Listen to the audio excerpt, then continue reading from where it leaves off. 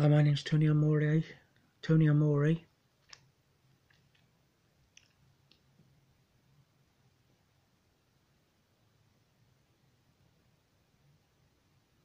So this is the Franz Liszt Mephisto waltz that I've been playing.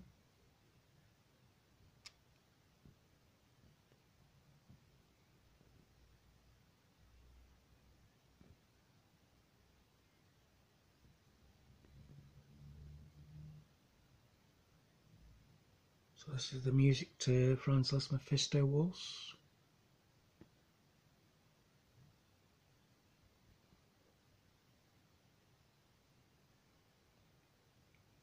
This is what my piano teachers have been teaching me.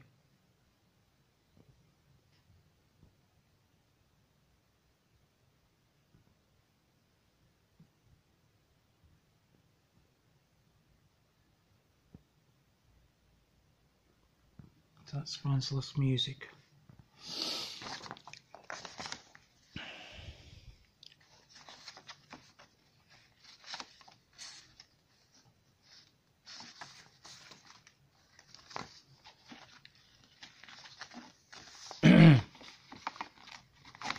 I went on to page 5.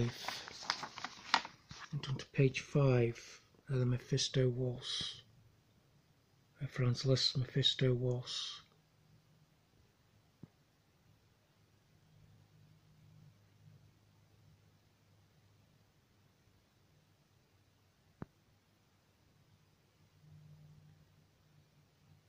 So this is page 5.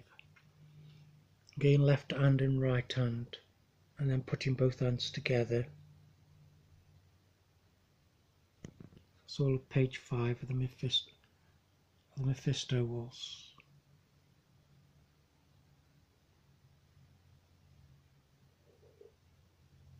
So that's Franz Liszt himself, the composer.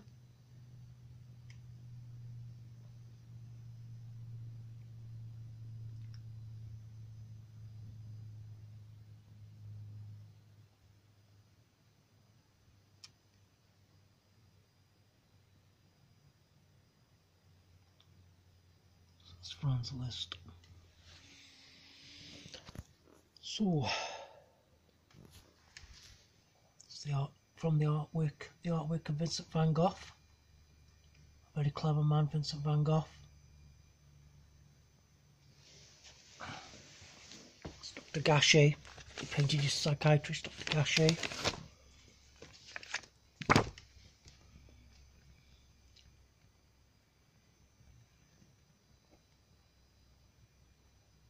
This is a book on Van Gogh. Vincent van Gogh. So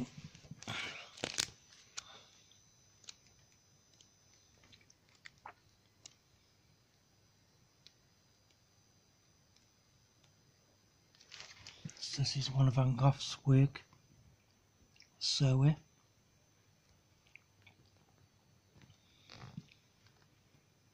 1881 when Vincent van Gogh drew the Astoria. After that big book I was telling you about.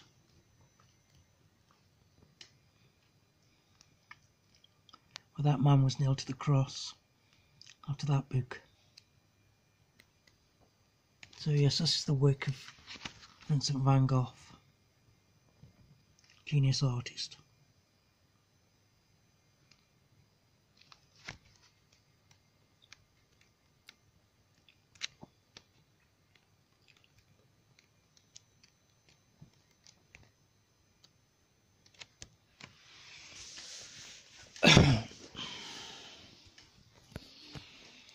So going back to the Franz Liszt piano piece, the Mephisto waltz, going up to page 5, working on right hand, left hand, right hand and left hand.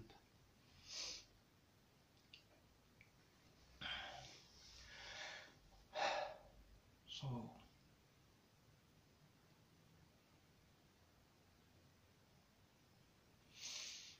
I think I'll go down to third line down, the third line. here on Mephisto Waltz. And take it from there. That's G sharp, F sharp and C sharp. So there's 3 sharps here. Actually there's a few more. There's an A sharp and a B sharp and an E sharp. But it's written as D sharp. C sharp, C sharp, F sharp and G sharp. C sharp, F sharp and G sharp. So in the right hand, okay, in the right hand.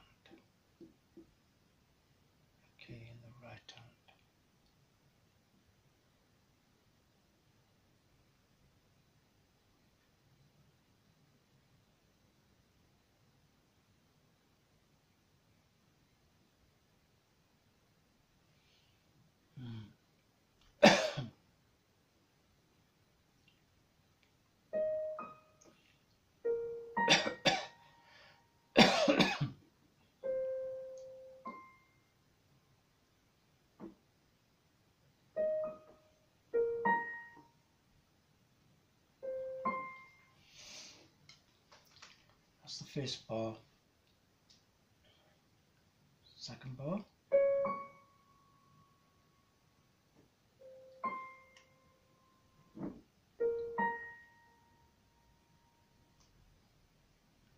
Third bar.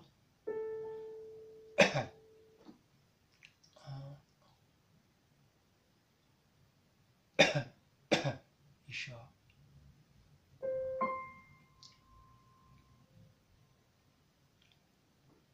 Okay. So I like to F sharp, E sharp, F, and then F sharp. Now let's come down to here. Start again. So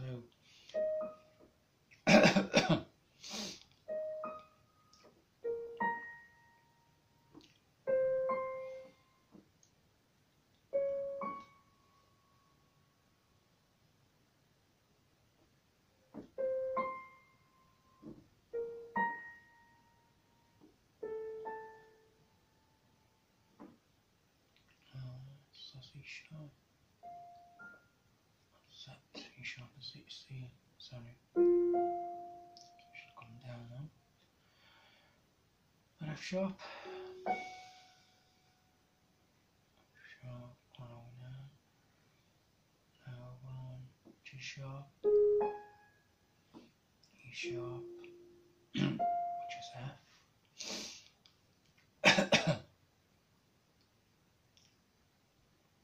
To F sharp. G sharp, down to F sharp, down to E natural. So that's what it says there. Then D sharp, D sharp. Now it's octave chords. So goes down to A sharps, to D sharp. Should have been D sharp. No, B sharp. Sorry, B sharp. Then D, then C sharp, then D sharp. Oh no, D natural. Then D sharp, then E sharp, and then F sharp, and then F double sharp, which is G. So that's the first line of that with the right hand only. The first line of that, it's the third line down, if you know what I mean, on the page. So it's a treble on that third line down, just using the right hand because it's the treble. So now we do the left hand. It's E. Another big stretch for the hand here. So the chords. There's three chords. Three chords there. 1, 2, 3.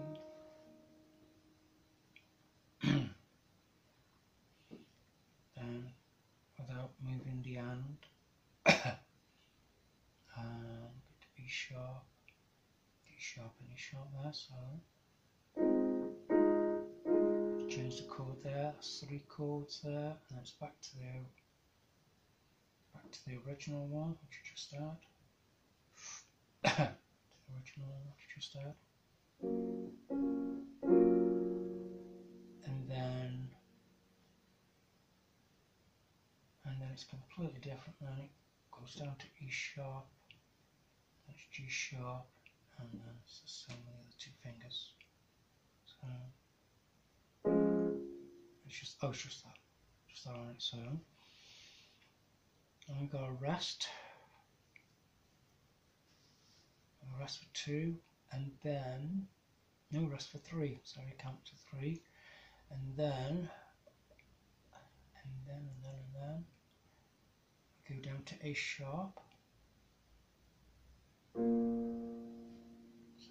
this A sharp. Got further down. So it's this A sharp.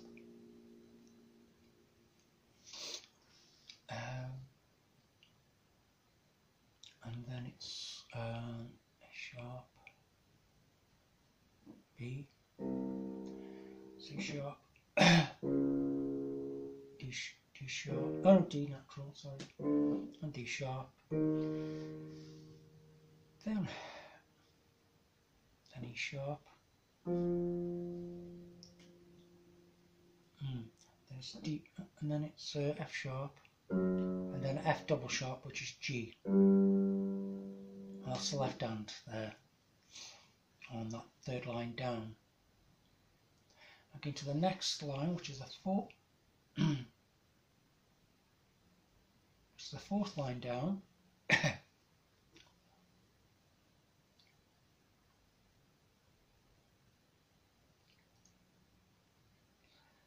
And it's octaves again. Still on G sharp, F sharp and C sharp. In the right hand is a rest, and the right hand, just after this rest, one restful one, there's a G sharp staccato sign. It's got a dot, so it's a staccato, and we go G sharp, so it's staccato, B sharp, C sharp, D natural,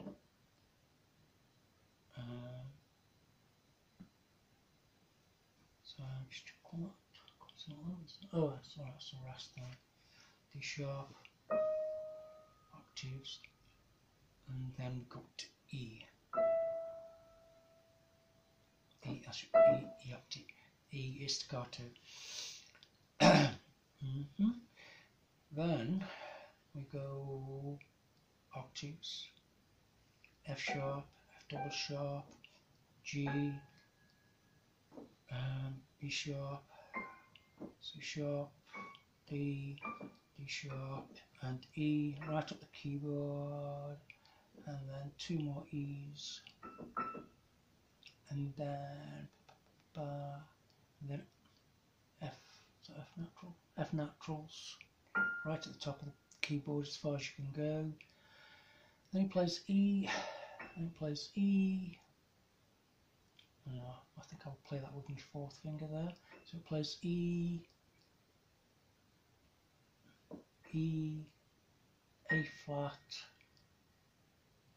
A natural, A natural, A flat,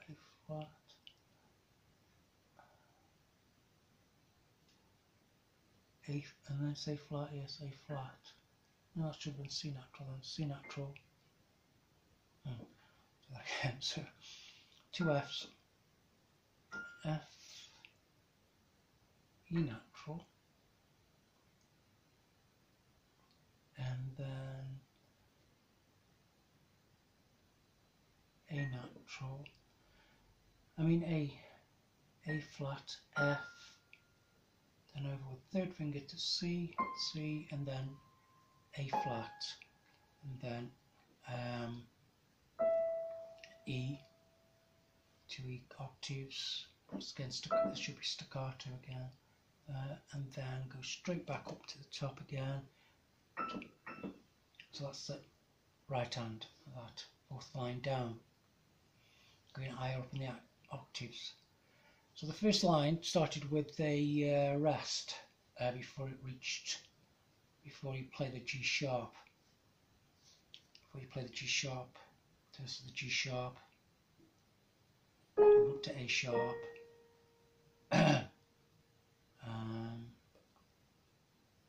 Thinking this is that's a D. So B sharp, C sharp, D, D sharp, and E. So before we play that G sharp here, it's a rest, and we play in the left hand octave to G sharps. So it's an octave G sharp. So this would go like that, and then with the A sharp coming up and the G sharp and the right hand octaves go like that. So there's a rest. So left hand only. A sharp. Can't read the music. B sharp. C sharp. D sharp. Sharp. No. E sharp.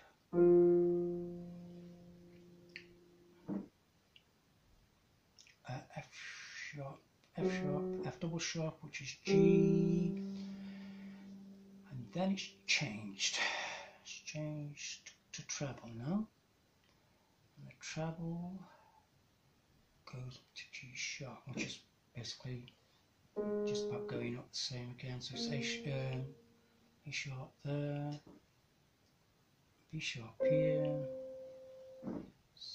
C sharp, D sharp, D sharp, and then E, and then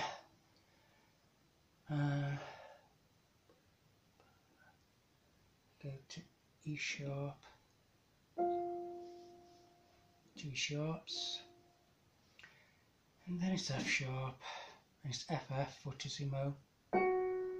Now we've got a chord here, and the chord is A flat, C natural, C natural, and F natural. Right?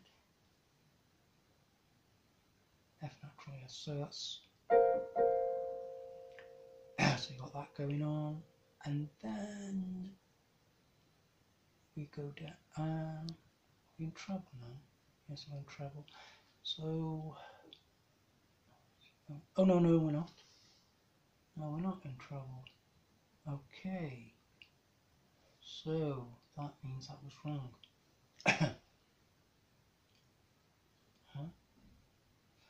So I wanted G sharp. G sharp here. Okay, so if it's gone down to that, then that's E sharp. It now becomes E sharp. And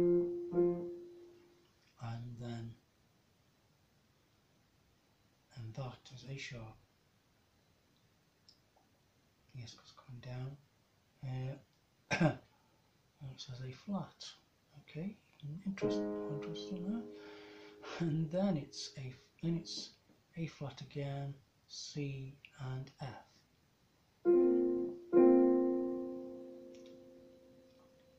And then it's, because we're still in that bass clef, we are down to 2 E sharps, and then 2 more E sharps. So that's the bass, the army, the left hand in the that part of the Mephisto waltz. So now the last line on page 5 of the Mephisto waltz, and separately again.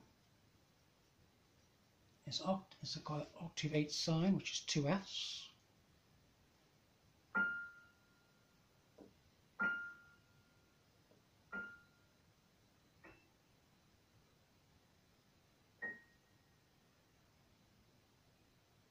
And then F, and C natural, and then A flat, and then 2, doing the right hand, yes, and then E. That's it. Staccatos again, and there's 2 more staccatos, the octaves as far up as you can go, and then F.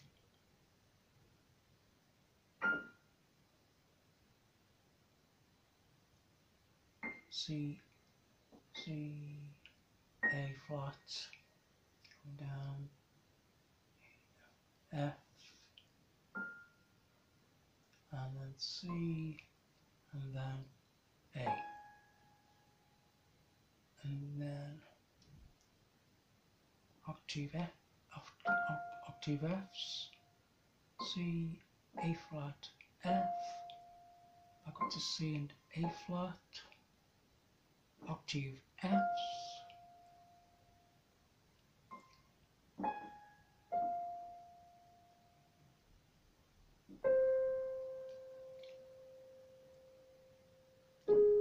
you're probably asking yourself, is there any point being chained to a piano 40, full size piano 40, playing music all the time, playing piano music all the time? I'll say to you, no, there's no point at all.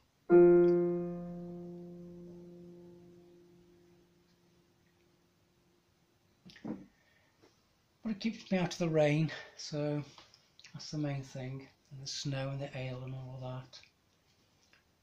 So yes, there's a point to it, obviously. It's a lot of satisfaction.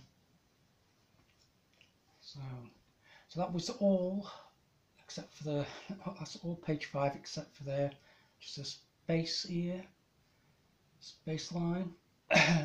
Is it bass line? I don't know if you call that a bass line, but it could be. Well, it is, but there you go. And then up to the A flat, C, and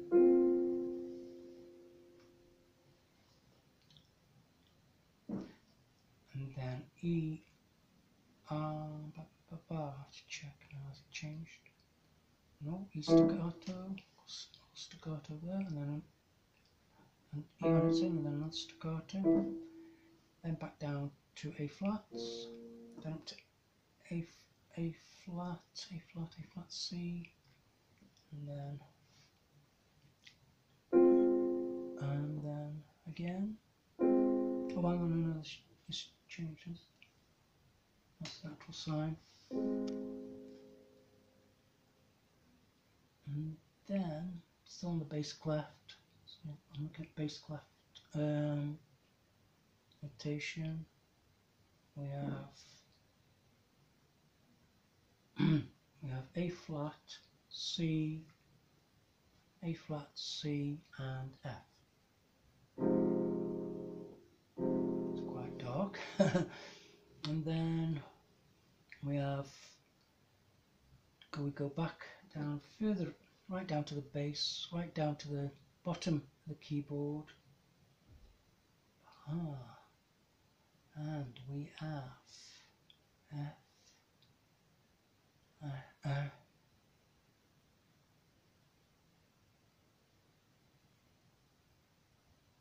C, S, C natural. Oh, it's the same again, just being the same again. So that's the left hand. So that's all page 5 of the Mephisto Waltz, using right hand and left hand technique.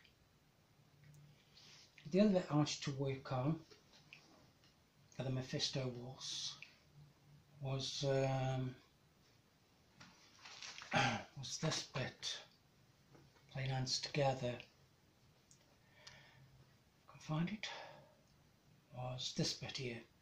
So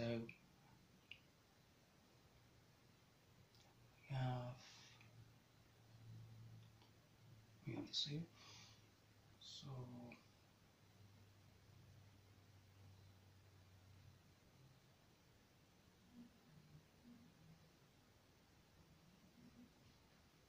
the Jolly Potters pub across the road is gigging tonight. It's got some bands on there, so we wanted to work on this. I did anyway.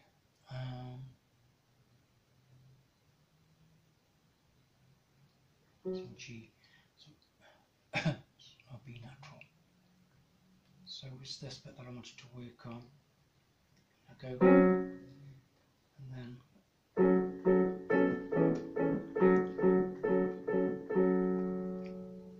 that's the bit that I wanted to work on, and then this here. So I wanted to make it faster. So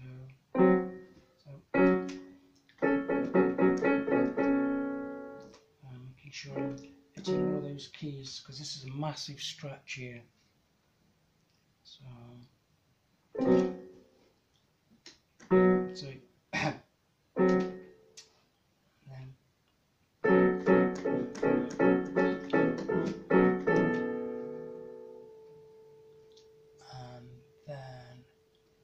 goes to the next bit again.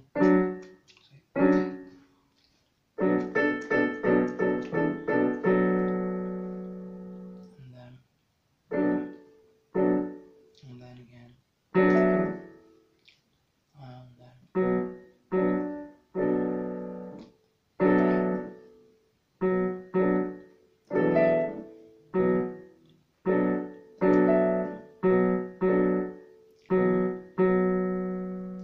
That's what I wanted to work on there, on that left hand, on that left and right hand, beginning of the Mephisto waltz.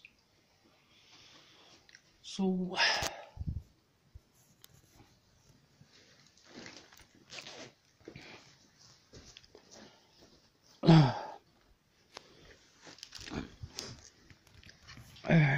John Lennon.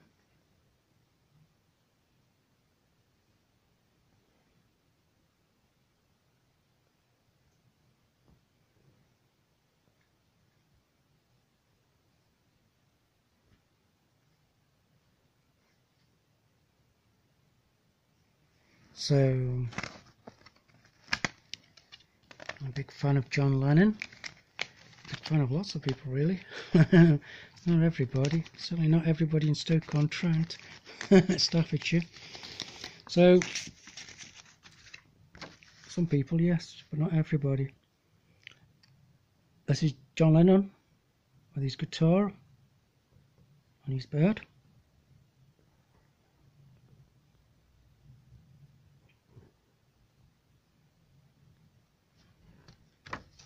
That's John Lennon, Liverpool legend. And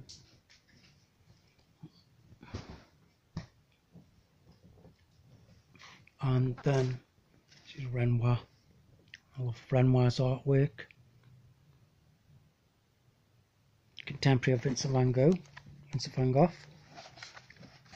I don't know whether he met Vincent van Gogh, Renoir.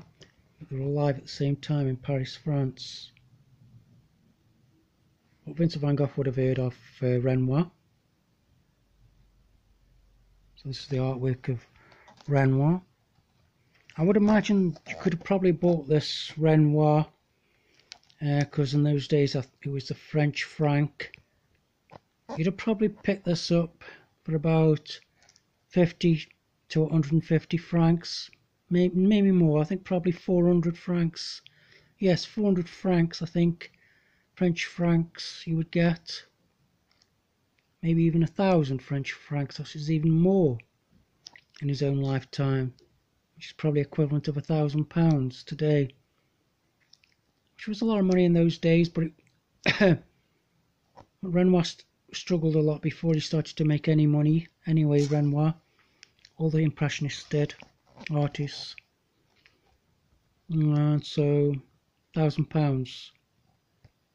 I think now you probably wouldn't get much change out of 600, 700 million for a Renoir.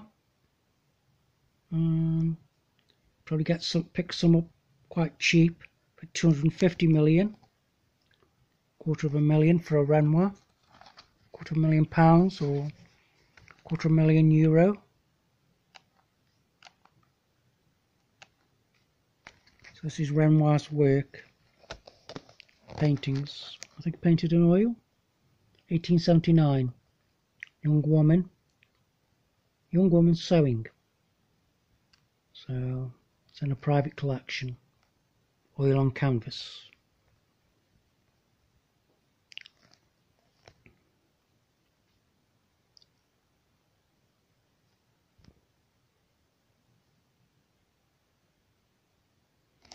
Yeah, so paintings like Raphael and Caravaggio's artwork and Vincent van Gogh's can be anything at Sotheby's. Between, you wouldn't get much change out of 700 million for some of their paintings. This is the artist Pissarro, French artist. Pissarro was a friend of Vincent van Gogh. They were very good friends, they knew each other. And in Paris, France, another impressionist came to London. So he came to London in 1870 and 1871. Pissarro, Camille Pissarro. Had a wonderful way of catching light, which is most of what the Impressionist was all about, is catching light, catching the light. Impressionists to give an impression of a work rather than a realism. So Pissarro, I think he was known as the father of the Impressionists.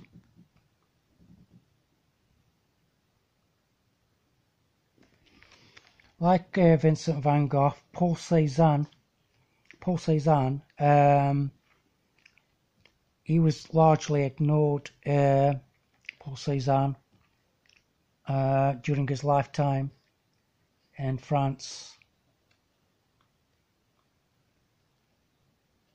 The irony is that his work, Paul Cézanne, not Camille Pissarro, but Paul Cézanne was he knew Vincent van Gogh and people. He had an exhibition. He managed to get a huge exhibition towards the end of his life.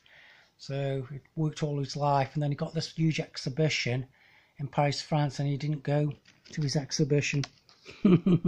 So, so there you go. So anyway, that's Camille Pissarro, another famous French artist. Degas, Edgar Degas, a good friend of another good friend of Vincent van Gogh. Or I think he was a friend of Vincent van Gogh. He knew Vincent van Gogh anyway, and Vincent had obviously heard of Edgar Degas, well known for his ballerinas, painting of ballerinas in the 1800s.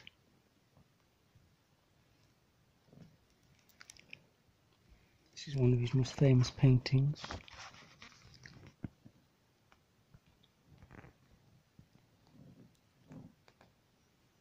This is a fantastic drawing there. Pencil drawing is amazing. You look at those lines, how he's measured up. I mean, this is a Degas. It's an Edgar Degas. So the lines are just so beautiful. And he's used chalk there. He's used some kind of, it's drawn on some sandy kind of paper. It's beautiful, really, really beautiful.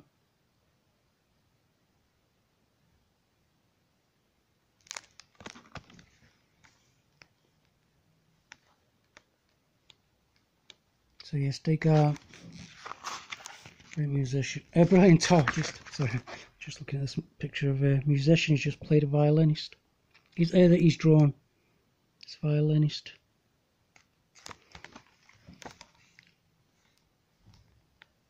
So yes, brilliant artist. Edgar Degas. Painted racehorses as well. It's another Edgar Degas, famous racehorse and ballet dancer, painter of portraits. So 1867 1860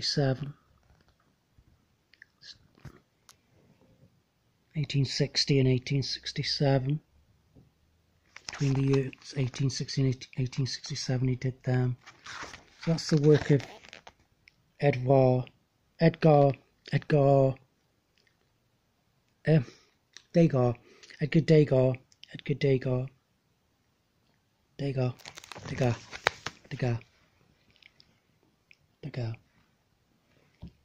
So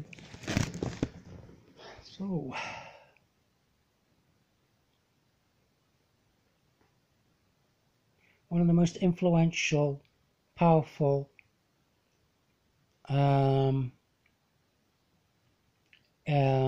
songwriters in the world in the 20th century, John Lennon.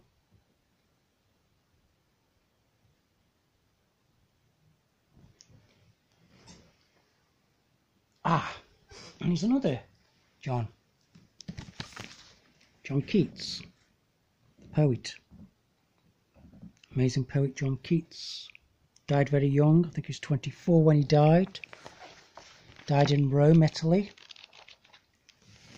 You can go to the Spanish Steps in Italy, the bottom of the Spanish Steps. You can see Percy Bysshe Shelley's. There's a room, a little museum at the bottom of the Spanish Steps in Rome, Italy. And there's a room dedicated to Percy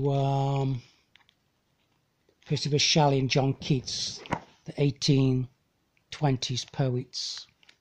Byron, Shelley and Keats, Lord Byron, Percy Bysshe Shelley and John Keats. But the bottom of the Piazza di Spagna, that's how you say it, the Spanish Steps, Spanish Square, is a room dedicated just for Percy Bysshe Shelley, who died in Italy and in the 1820s, and John Keats, poet. So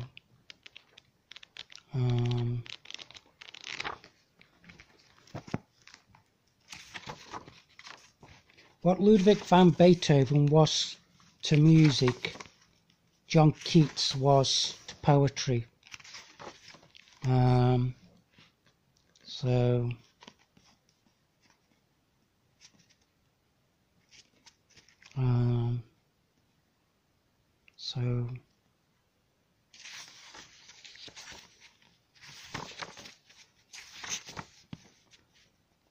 So John Keats.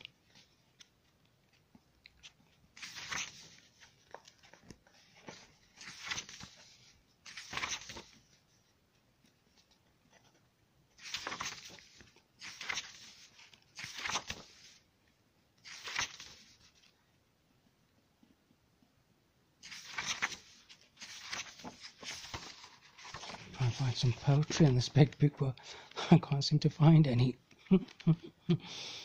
It's a big book on John Keats with no poetry in. Yeah, he's there. There's a bit of a poem there, but it's hard to see with this camera. So anyway, that's John Keats. And then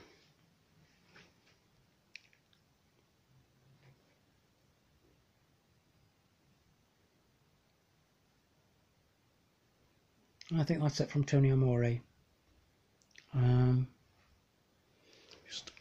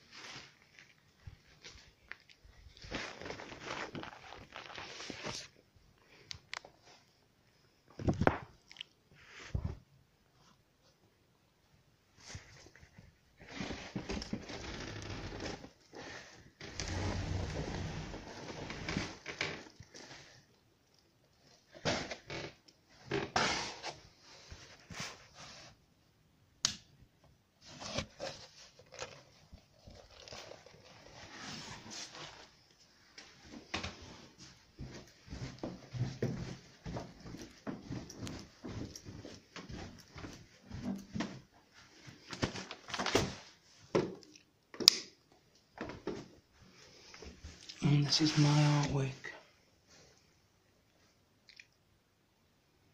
This is what I've drawn. This is what I've drawn. Bonaparte. Sign to greatness.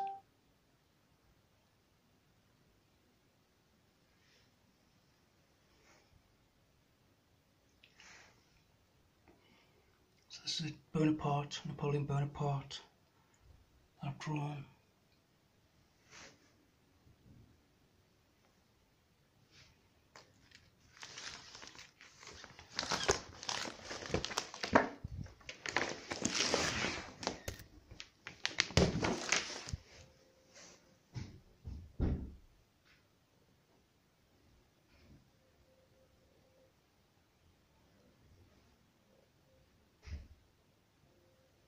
And this is Michelangelo that I've drawn.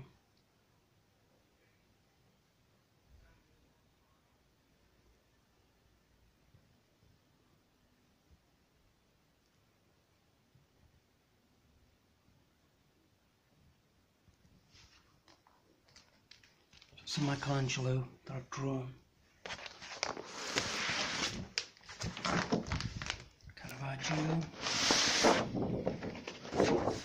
And Jesus Christ, Transfiguration, Raphael's Transfiguration, Transfiguration of Jesus Christ. It's another drawing, pencil drawing I've done, Raphael Sanzio.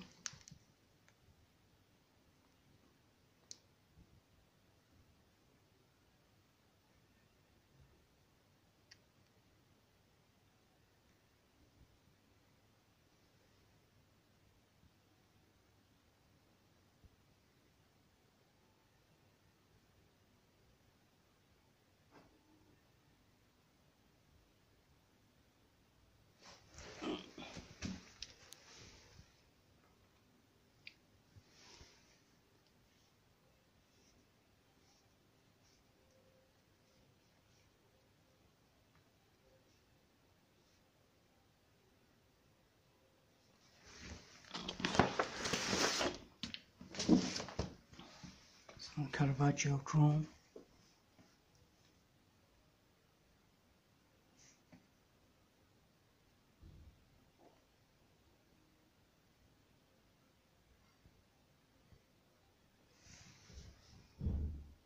Saint Jerome, 1605, Caravaggio.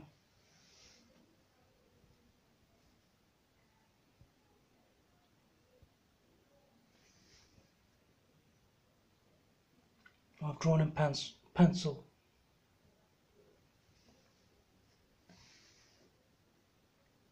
Thank you very much from Tony Amore.